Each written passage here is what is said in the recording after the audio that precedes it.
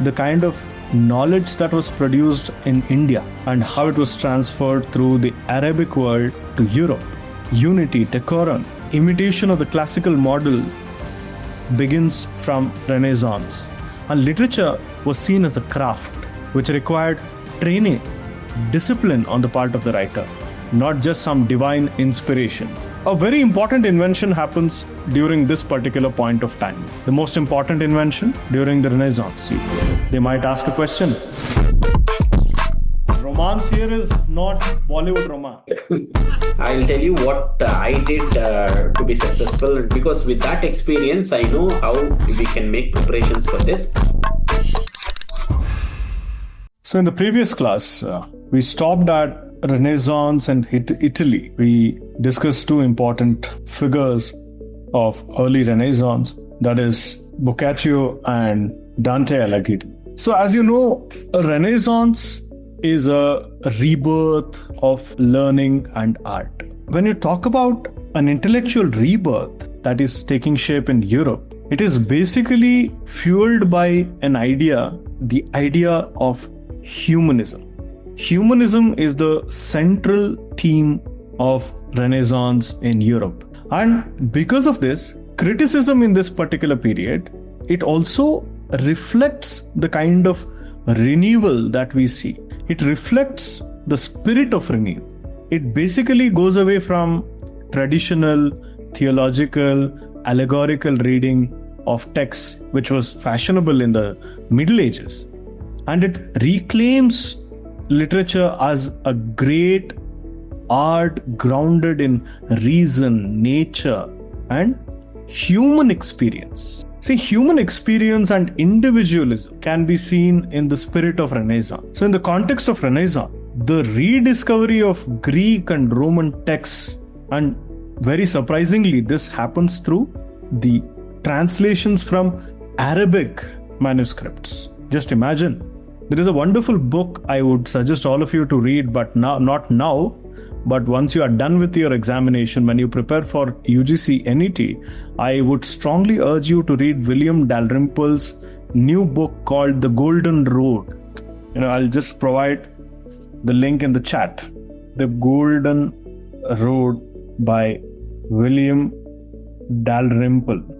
You can check out his book. It's a recent book, and it's a wonderful text which talks about the kind of knowledge that was produced in India and how it was transferred through the Arabic world to Europe, basically. There are a lot of documentaries about Renaissance. You can watch them on YouTube and get some context.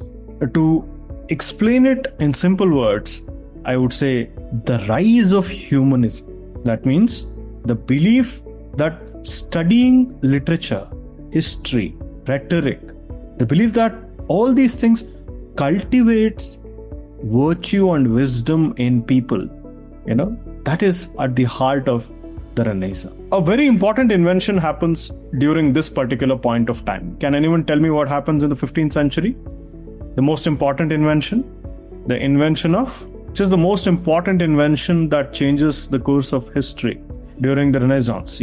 They might ask a question on this. Very good. The printing press. In 1450, with the invention of printing press, ideas and texts, they spread faster than ever before.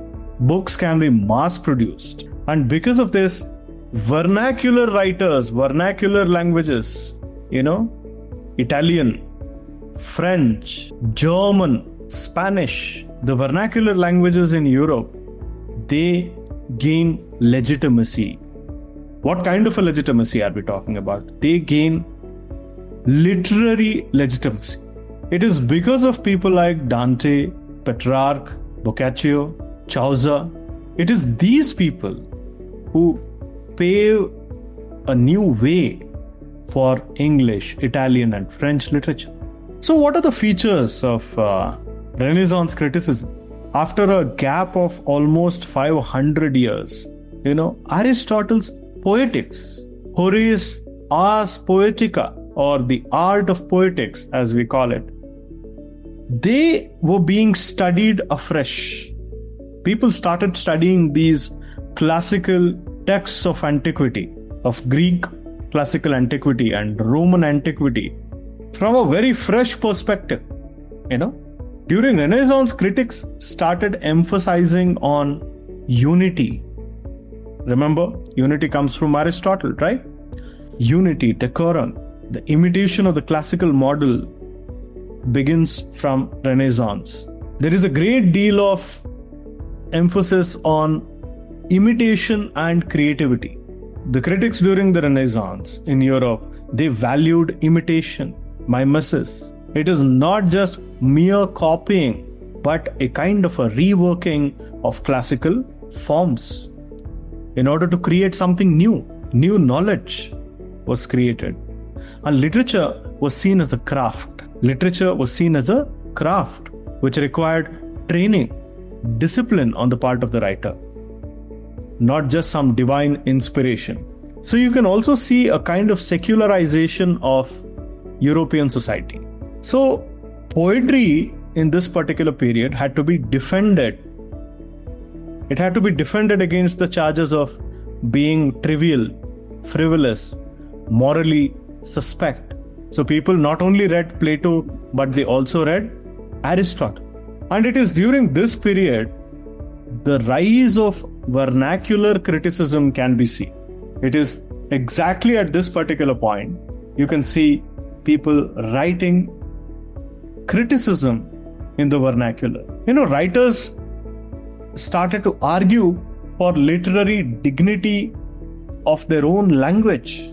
Because of this, we can see national literatures in English, Italian, French, or Spanish. And here, literature was valued not just as an aesthetic tool. Literature was valued not because of the aesthetics of it, not because of the aesthetic appeal of it, but it was valued because it started to shape the citizens of society, supporting moral order in society. Yet, it was also increasingly appreciated for aesthetics as well. But the focus was on expression of individuality. There are a great deal of critics of this particular point in the entirety of Europe, not just in England. But in England, we see that Sir Philip Sidney emerged as a very important critic, one of the first critics in the Renaissance age. So which is his famous work? Very good, Meghashri. His famous work, 1595, Defense of Poesy. Here he says poetry is superior to history. He says poetry is superior to philosophy because it has that combination of universal truth with imaginative delight. This is exactly what he says. He says poetry is superior to history and philosophy because it has a combination of universal truth and imaginative delight, which is the famous line. He says poetry is not only delightful, but it also teaches you. So for the first time, poetry is looked at as a teaching tool, as a pedagogical component. There's another critic in England called George Puttenham.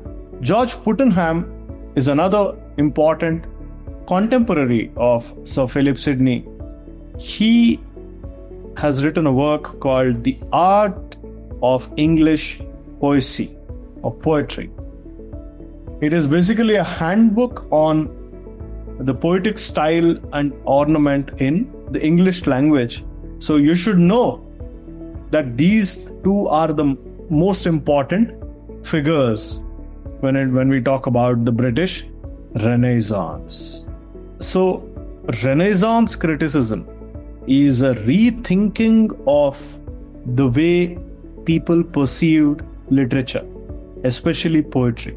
So if we have to talk about the English part of it, what happened in England, the English critics during the Elizabethan age, or during the Renaissance? Can anyone tell me who are the great critics apart from Sir Philip Sidney and George Puttenham? I'm talking about Renaissance. This particular age, Renaissance, especially in the Elizabethan England, was inspired by the Italian Renaissance. The Renaissance in Italy, in France. Who are the other critics that you know? Castile, Calvin? Think about it. Do you think Castelvetro is British? We are talking about Elizabethan England, right? Of course, he had a profound influence. Come on, people, you should know who are the major writers. You forgot Thomas Lodge. Thomas Lodge is famous for his work Defense of Poetry, Music and Stage Play. It's published in 1579. Thomas Lodge. And yes, Megashri, you're right. Stephen Gosson. He is the Puritan critic. Stephen Gosson is the Puritan critic who criticized and attacked poetry and drama, isn't it? In Elizabethan England, you can already see the seeds of Puritanism germinating. Critics like Stephen Gosson, he wrote a text called The School of Abuse, published it in 1579. He had condemned poetry and drama as immoral, time-wasting, corrupting.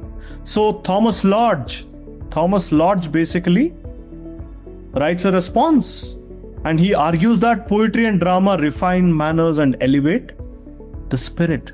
And Thomas Lodge says poetry and music or play, drama, they have to be written with decorum.